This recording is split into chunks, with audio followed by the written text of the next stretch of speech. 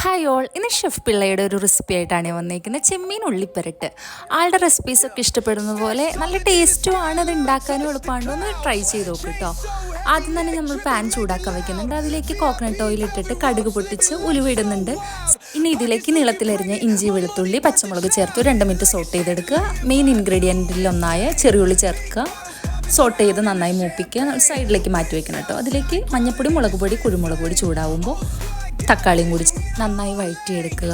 എന്നിട്ട് എല്ലാം കൂടി നന്നായി മിക്സ് ചെയ്ത് നമുക്കൊരു പാൻ്റെ സൈഡിലേക്ക് വെക്കുക. ഇനി നമ്മുടെ പ്രോൺസ് ഒരു സൈഡിലേക്ക് ഇട്ട് അതിൻ്റെ വെള്ളമൊക്കെ, ഞാൻ വേറെ വെള്ളമൊന്നും ആഡ് ചെയ്തിട്ടില്ല, അതിൻ്റെ ജ്യൂസ് ഇറങ്ങി പ്രോൺസിൽ നിന്നുള്ള വെള്ളമാണ് കേട്ടോ. ഒരു 5 to 7 മിനിറ്റ്സ് കുക്ക് ചെയ്തെടുക്കുക. ഒരു ബ്രൗൺ കളറായി കഴിഞ്ഞാൽ നമുക്ക് കറിവേപ്പില ചേർക്കാം. എല്ലാം കൂടി മിക്സ് ചെയ്ത് ആവശ്യത്തിന് ഉപ്പ് ചേർക്കുക.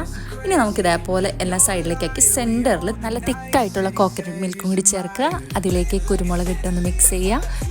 ഇനി കുറച്ച് പച്ചവെളിച്ചെണ്ണയും കൂടി ചേർക്കുക. ഒന്ന് കുറുക്കി വരുമ്പോൾ എല്ലാം കൂടി മിക്സ് ചെയ്ത് കഴിഞ്ഞാൽ അടിപൊളി ചെമ്മീൻ റോസ്റ്റ് റെഡിയാണ്.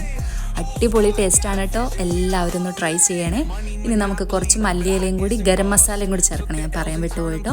സൂപ്പർ ടേസ്റ്റ് ചെമ്മീൻ പെരട്ട് റെഡി ആയിട്ടുണ്ട്. എല്ലാവരും ഒന്ന് ട്രൈ ചെയ്യണേ.